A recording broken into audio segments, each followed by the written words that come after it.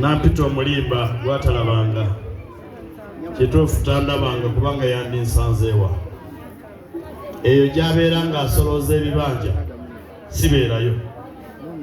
Yajja wano 2006 n'akwana mwannyinaffe Nakawuki n'atulimba enkoko buli maka tetwaziraba, n'atulimba ebitabo n'agamba n'ogamba nti konteyinayo ebitabo eri Wakiso, naye yagaana okutambula okuva ewakiso okutuuka ekyebando.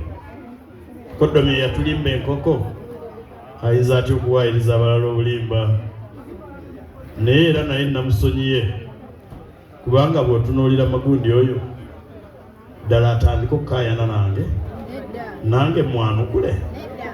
Mugambe musonyi yagambye nti njagala nnyo okusereza erigenda emugga, nti era bulijjo mpita Wagonda mumujjukize nti eriseerera lye mbadde mpitako bulijjo yiye yennyini. Nakamukuba ebigo 2 omusango ogwansinga kumusaasira ne Sibetentankona. Kaakati mumugambe kangezezzaako ogwokusatu, kano akalulu ajja kavaamu nga talina mutwe, talina linnyo, talina magulu, ajja kavaamu ng'akenenya ekimala. Ye lutalo ye yalwerumbidde, yannumbye mu luganda olw'ebitege, ngenda mulumba mu luganda olutuukiridde, mulumbe mu Lungereza, mulumbe ne mu Lusoga kubanga n'Olusoga lwe waabwe ndumusinga. Talina kyamanyi.